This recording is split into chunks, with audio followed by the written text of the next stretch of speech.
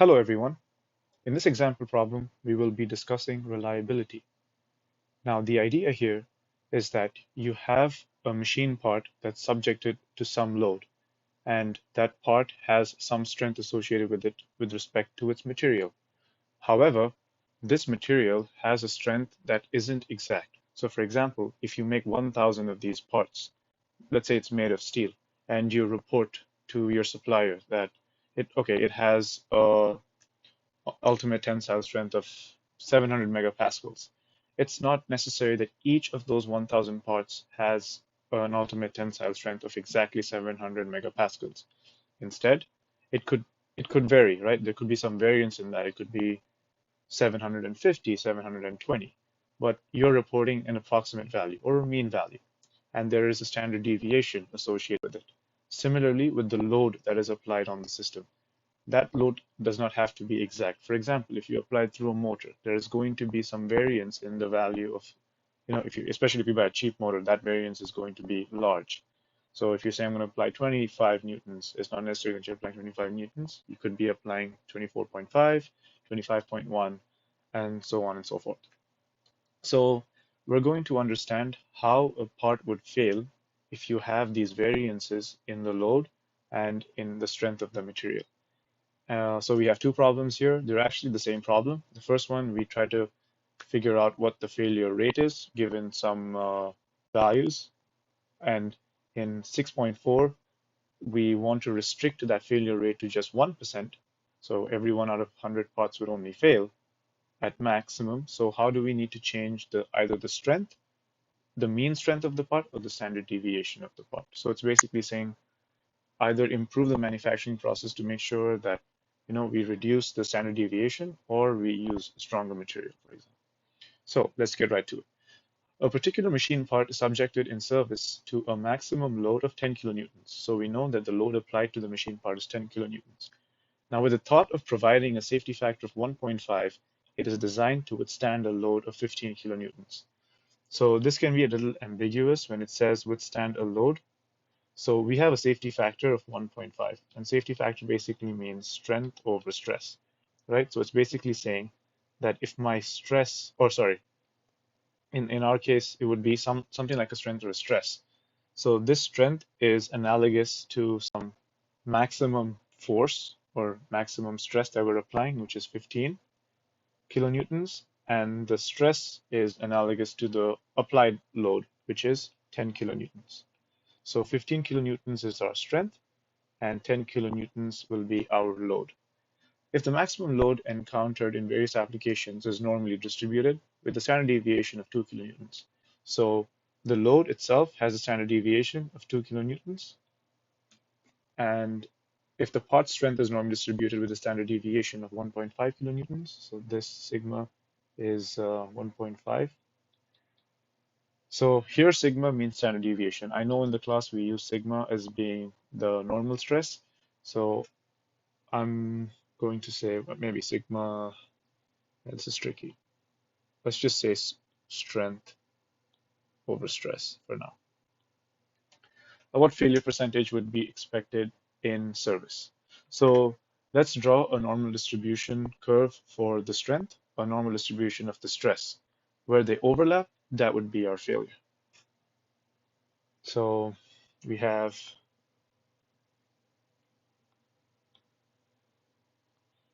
so let this be for the strength, let this be for the stress. Actually, you can just expand this line here. All right.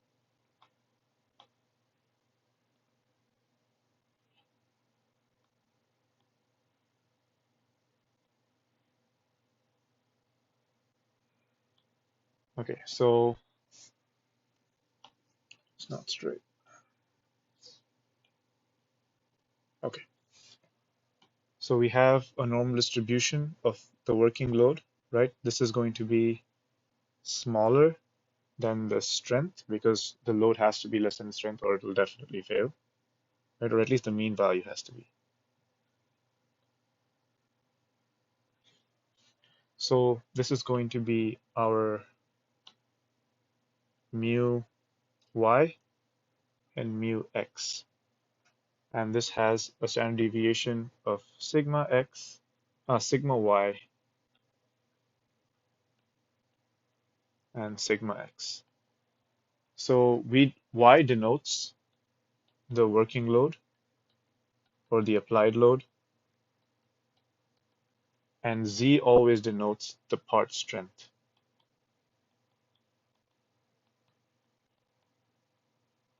So you'll always have y on your left-hand side and x on your right-hand side, because the part strength generally should always be higher than the working load. Otherwise, you'll have a lot more failures than you expect. And where these two overlap, this is where you experience failure.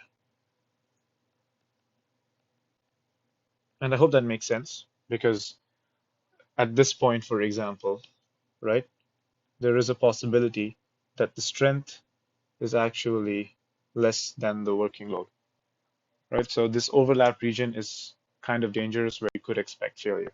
And the area of that, um, yeah, the area of this intersection or this overlap region is directly proportional to how many parts will fail. So now we need to calculate what that area is. Now, fortunate for us, the statisticians have already done this, and what we basically can do is reduce this to a simple problem where we have just one normal distribution curve,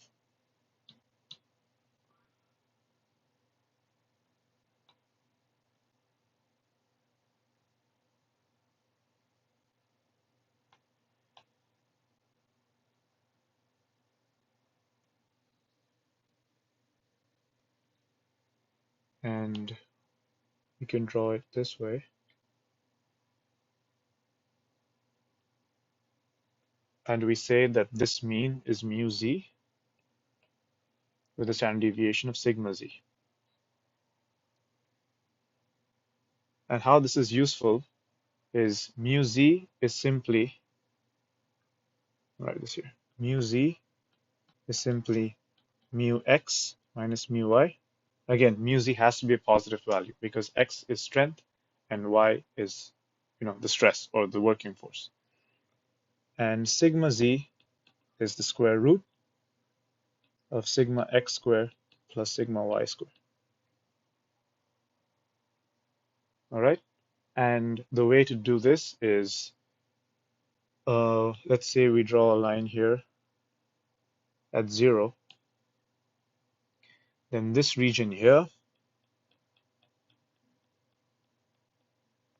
oops, is going to be the number of failures or the probability of failure. And the reason it's going to be on the left-hand side of 0 is because beyond this point, right, and using this formula here, mu y is going to be greater than mu x because these are all negative values. So if mu y is greater than mu x, which means if the force is greater than the strength, that is failure. So all we need to do is solve for mu z. If we're given sigma x, sigma y, mu x, and mu y, we can solve for the properties of this new normal distribution curve. And then using the normal distribution table, if we know what the value is, we can solve for the area to the left of that line. So let's apply this to our problem here. So we have 15 and 10, right? So I'm going to redraw the normal distribution diagrams. Actually, yeah, I'll just copy this.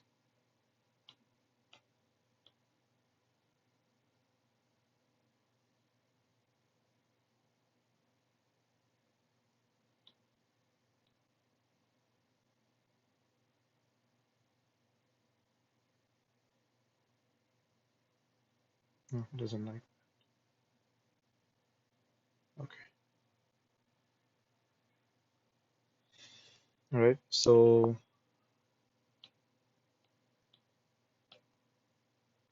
mu y is 10 kilonewtons, sigma y is 2 kilonewtons, and mu x is 15 kilonewtons, with sigma x being 1.5 kilonewtons. So based off of that, mu z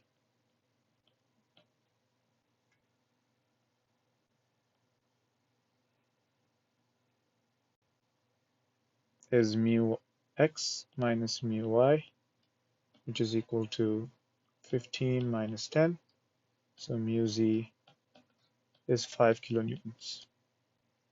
And sigma z is the square root of the sum of squares of sigma x and sigma y. So that is square root of 1.5 square plus 2 square. So sigma z is equal to 2.5. Right, so this has a mean of 5 and a standard deviation of 2.5. So now that we have mu z and sigma z, we need to calculate the z-score, or in the juvenile textbook, it is the letter K. So it comes to us the end of chapter 6. There is a plot. I would highly suggest using the z-distribution table at the back of your book. If you don't have access to it in the textbook, print it out from any website. There are loads of tables out there, and most of them have similar values, but I would definitely go with the tables rather than the plots. So for example, so this is the plot that you have in your textbook. Highly recommend not using it because it becomes really tricky trying to pick out values in this region here and regions here, especially when the grid has a distance of 5 and then 10. It's difficult to eyeball this, and it's very sensitive to, like, even a small difference in the standard deviation you won't be able to detect if you don't read it properly. So I highly recommend using a Z table that is available online, and you can get your hands on it. And these are all negative Z values. You can get all the positive Z values. That's up to you. Okay, so we need to calculate the Z score. Now, if you remember from statistics, the Z score is equal to x minus mu over sigma. And what is x, mu, and sigma, right? So this is just our, uh, I'd call this the intersection curve.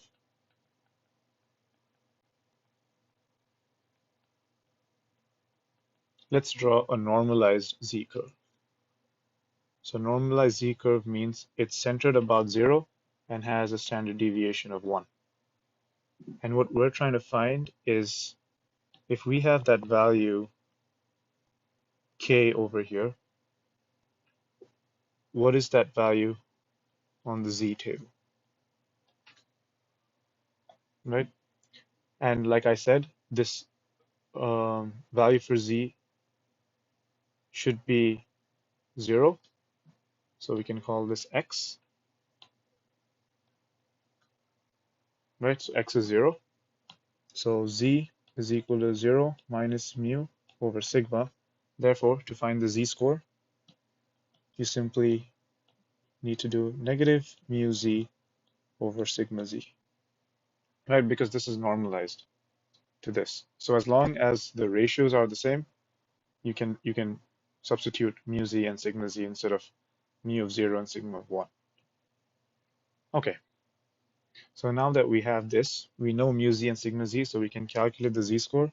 So z is equal to negative 5 over 2.5, which is negative 2. So now that we know the z score, or the k value, right, we can use the tables to figure out what the failure rate is. So I'm going to use the table, and I have negative 2. So going down this way, negative 2, and going towards the right, it's negative 2.0. So that is this value here, 0.02275. So the failure rate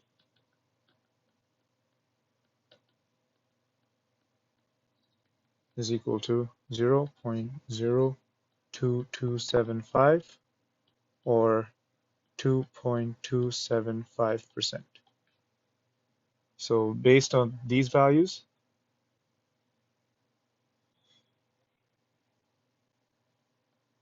2.275 out of 100 parts will fail.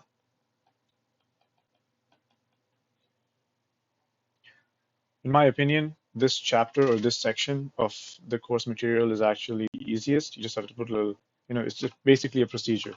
If you're given all the properties of your first two curves, you can collapse them into a single curve with mu z and sigma z, and then solve for z, and then use the tables to figure out the failure rate. Or you can work backwards like we will do in the next part. So I hope this is clear. Okay. So the next part is, now assume that the failure rate calculated in problem 6.39 is unacceptable. So to what value would the standard deviation of part strength? So that means sigma x. So to what value would sigma x have to be reduced in order to give a failure rate of only 1% with no other changes? So that means mu x, mu y, and sigma y stay the same. And we have to solve for sigma x given a desired failure rate. So this is going to be 6.40a, right? We desire 1% failure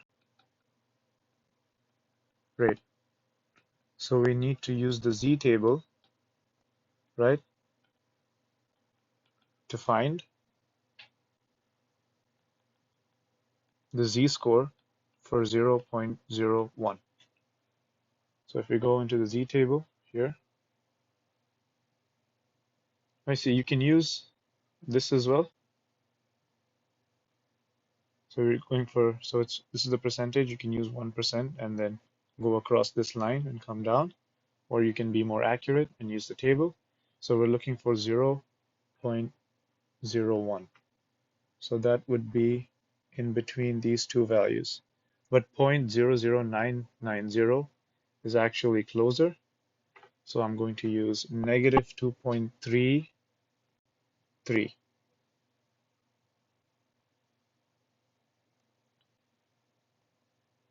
So z is equal to negative 2.33. And this is from the z table. And if we have negative 2.33, the equation is negative mu z over sigma z, right? And we know mu x already. It's the same. It's going to be 15.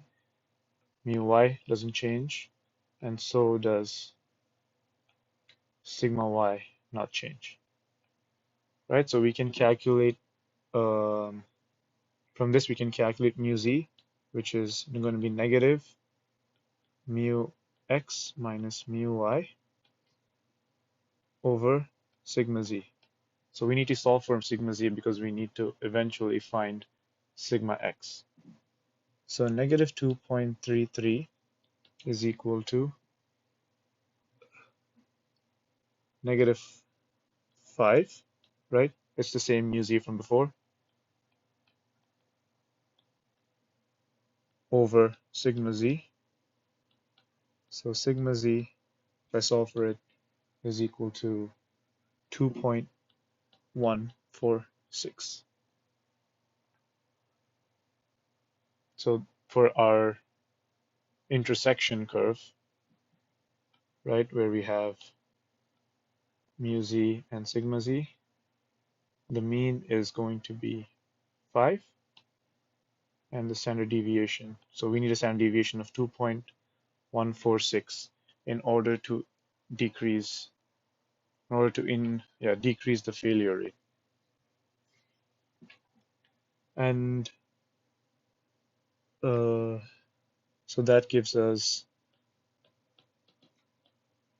sigma x squared plus sigma y squared So sigma x is equal to the square root of sigma z square minus sigma y square. Sigma x is equal to 2.146 square minus 2 square, or sigma x is equal to 0.78 kilonewtons.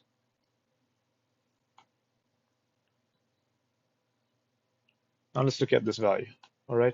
So in the first part, let's say this is our two curves.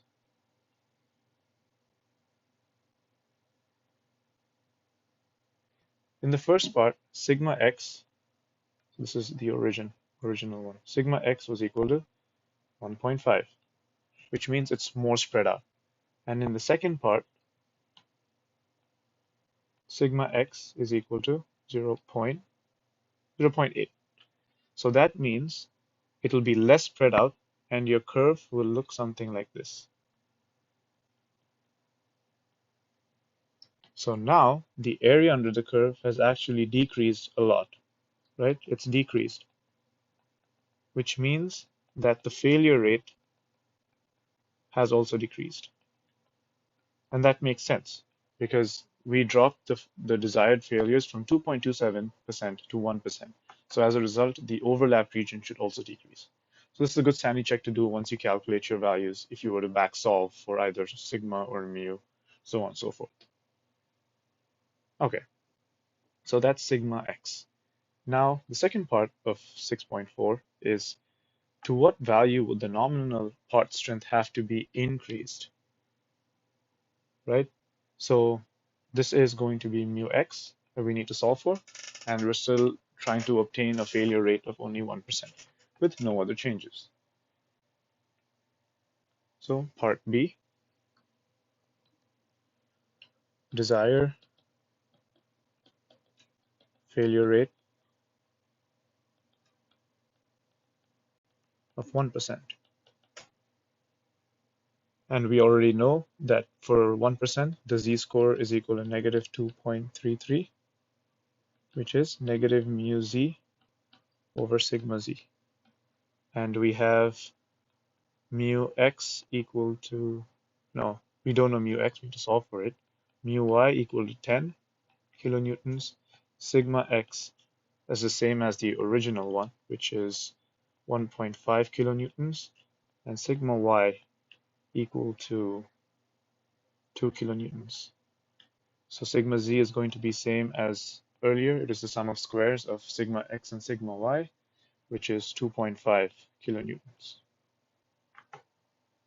So now that we have sigma z and the z-score, we can solve for mu z, which is simply 2.33 multiplied by 2.5. So mu z is equal to 5.825.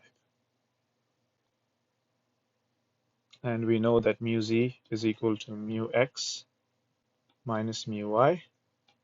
So mu x is going to be mu z plus mu y, which is